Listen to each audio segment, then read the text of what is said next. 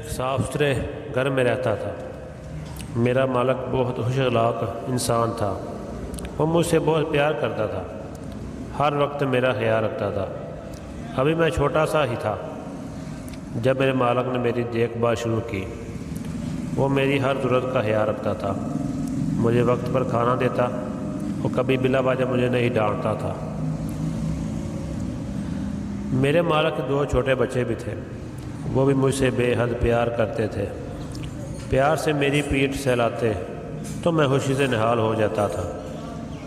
میں صبح سویرے خود ہی سیر کو نکل جاتا تھا اور کچھ ہی دور رہنے والے اپنے دوستوں سے مل لیتا تھا، انہیں اپنے مالک کی باتیں سناتا تھا اور پھر مقررہ وقت پر واپس آ کر کھانا کھاتا تھا اور دن بھر اپنے مالک کے گھر اور کبھی گھر سے باہر گھومتا پھرتا تھا۔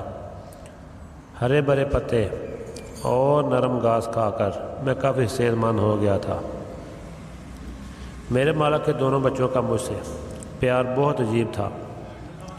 وہ اپنی زبان میں نہ جانے مجھ سے کیا کیا کچھ سناتے رہتے اور میں چپ چاپ بس انہیں دیکھتا رہتا۔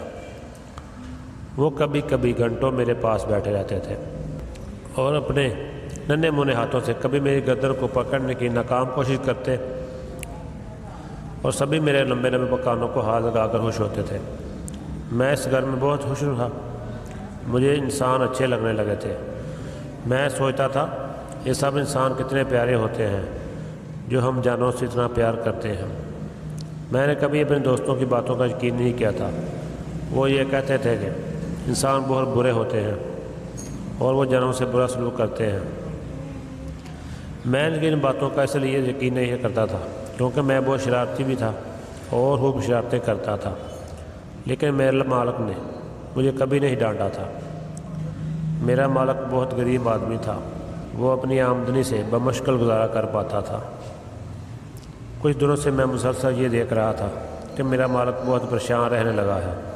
اس کی نظر جب مجھ پر پڑتی تو وہ اداس اور غمگین ہو جاتا تھا۔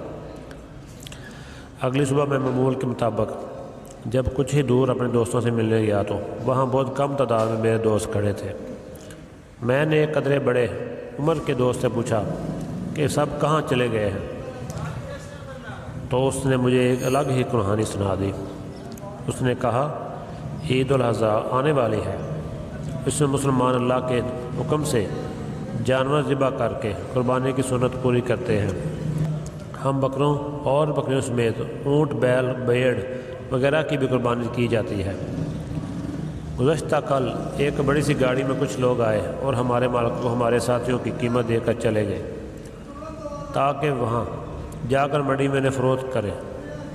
ہم سب بھی اسی انتظار میں ہیں کہ نہ جانے کب کوئی آئے اور ہمیں اپنے ساتھ لے جائے۔ میں یہ سب سن کر حیران تو ہوا، لیکن آہستہ آہستہ میری باتیں سمجھ میں آنے لگی۔ مجھے اپنے مالک کے غمگین ہونے کی وجہ سمجھ آ گئی تھی کہ میرا مالک بھی مجھے یوں ہی ایک دن فروخت کر کے اپنے اوپر چڑھا ہوا بہت سا قرضہ اتار دے گا، لیکن میری جدائی کا سوچ کر وہ اداس اور غمگین ہو جاتا ہے۔ دن یوں ہی گزرتے رہے اور خریدنے والوں کو اکٹھے جانور خریدنے تھے۔ میرا مالک یہ صورتحال دیکھ کر اور پریشان ہو گیا تھا۔ آخر ایک دوسرے نے فیصلہ کیا کہ وہ مجھے لے کر شہر میں فروخت کرے گا۔ چنانچہ ایک دن مجھے صبح میرے مالک نے میرے گلے میں رسی ڈالی اور مجھے گھر کے دروازے تک لے آیا۔ اچانک مجھے اپنے پیچھے کسی کی موجودگی کا احساس ہوا۔ میں نے پیچھے مڑ کر دیکھا تو میرے مالک کے دونوں بچے بھی مجھے پرنم آنکھوں سے دیکھ رہے تھے، جیسے الوداع کہہ رہے ہیں۔ میں نے اپنے منہ سے مقصود آواز نکال کر انہیں آخری بار دیکھا اور ہم رخصت ہو گئے۔ بکرا منڈی میں جانے کہاں سے جانور لائے گئے تھے۔ بکرے خریدنے والوں کا بھی بہت ہجوم تھا۔ میرے مالک نے میرے سفید جسم پر مہندی لگائی ہوئی تھی تاکہ میں خوبصورت نظر آؤں۔ ابھی میں منہ اٹھائے بکرا منڈی کا جائزہ لے ہی رہا تھا کہ 2 ہٹے کٹے مشٹنڈے نوجوان میرے مالک کے پاس آئے اور میرے بارے میں پوچھنے لگے۔ انسانوں کے ساتھ رہ کر مجھے ان کی باتوں میں سمجھ آنے لگی تھی۔ اچانک ان دونوں نوجوانوں میں سے ایک نے اپنے گندے ہاتھوں سے میرے منہ پر ہاتھ رکھا اور میرا منہ کھول کر دیکھنے لگا۔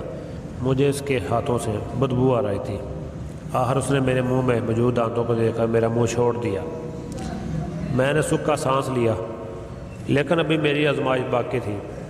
میرا منہ چھو کر وہ میری گردن پر ہاتھ پھیرنے لگا، کبھی میری ٹانگ اور کبھی میری پیٹھ پر اپنے گندے ہاتھ لگا کر منہ سے کچھ بڑبڑاتا تھا۔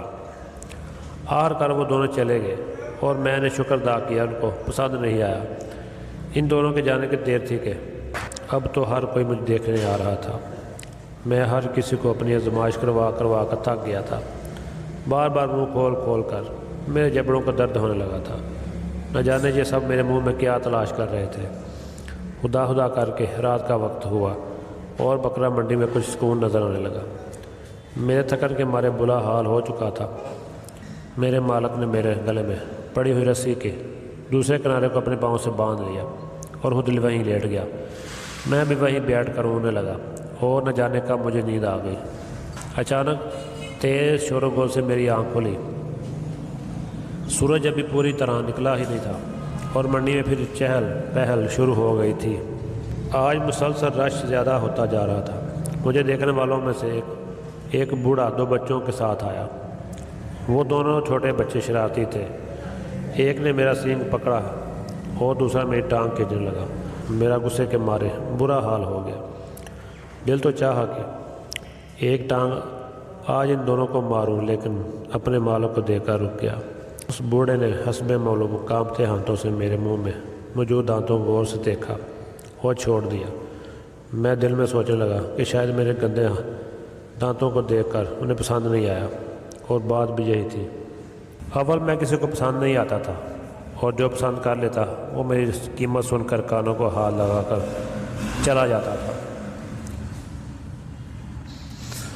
آج بھی منڈی میں رش پہلے سے بھی زیادہ ہو گیا تھا۔ مجھے مسلسل گندا پانی اور مجائی گھاس کھاتے ہوئے 3 دن ہو چکا تھا، لیکن میں نے اپنے مالک کی وجہ سے کوئی شکوہ نہ کیا۔ میرے مالک نے مجھے ہمیشہ اچھا کھانے کو دیا۔ آج مجھے اس کے مشکل وقت میں کام آنا تھا۔ حسب معمول آج بھی میرے منہ کو متعدد بار کھولا گیا۔ پہلے اپنا منہ کھول کر دکھا دوں، آج بھی میں کسی نے پسند نہیں آیا تھا۔ وہ میری قیمت سن کر بھاگ جاتے تھے۔ ظاہر ہے کہ میں گاؤں کا پلا ہوا ایک صحت مند بکرا تھا۔ شام کا وقت تھا کہ ایک بڑی عمر کا آدمی اپنے 3 چھوٹے بچوں کے ساتھ میرے پاس آیا۔ مجھے گور کر دیکھنے لگا اور میرے مالک سے میری قیمت پوچھی۔ وہ اپنے لباس اور وضاحت سے امیر گھرانے کا لگ رہا تھا۔ آخر کار میں اسے پسند آ گیا۔ میرے مالک نے قیمت لے کر میری رسی اس آدمی کو تھما دی اور میرا مالک میری پیٹھ کو سلانے لگا۔ میں سمجھ گیا کہ اب مجھے کسی اور کے وہاں جانا ہوگا۔ میرا مالک اب کوئی اور ہوگا۔ وہ آدمی مجھے اپنی کار تک لے آیا اور ہم ایک مختصر سفر کے بعد ایک عالیشان گھر کے گیٹ پر جا رکے۔ بکرا آ گیا۔ گھر کے سب بچے اونچی آواز میں چلا کر خوشی کا اظہار کر رہے تھے۔ ہر کوئی اشتیاق سے مجھے دیکھ رہا تھا۔ گھر کے صحن کے کونے میں مجھے باندھ دیا گیا۔ گھر میں موجود بچے بہت حد تک شرارتی واقع ہوئے تھے۔ انہوں نے مجھے ایک لمحے کے لیے بھی چین سے نہ بیٹھنے دیا۔ کوئی میرا سینگ پکڑتا تو کوئی میری ٹانگ کھینچتا، کوئی میرے کانوں پر ہاتھ مارتا تو کوئی میرے بالوں کو کھینچتا۔ تو مجھے دور سے ایک چھوٹا سا بچہ نظر آیا جو بہت محبت سے میری طرف دیکھ رہا تھا۔ اس نے گھر میں بڑی کاس میرے پاس ڈالی اور پانی بھی پٹا دیا۔ جب وہ کئی بار دن کے صحن میں آ کھڑا ہوتا تو مجھے دیکھتا رہتا اور میری ہر ضرورت کا خیال رکھتا تھا۔ میری قربانی کا دن نزدیک آ رہا تھا۔ مجھے پتہ چل گیا تھا کہ مجھے اللہ کی راہ میں قربانی کے لیے چنا گیا ہے۔ میں جنت میں جاؤں گا اور وہیں عیش اور مزے سے رہوں گا۔ اور پھر ایک دن آیا، مجھے ذبح کر دیا گیا۔ میں اس بات پر راضی تھا کہ مجھے اللہ تعالیٰ کے راستے پر قربان کر دیا گیا تھا۔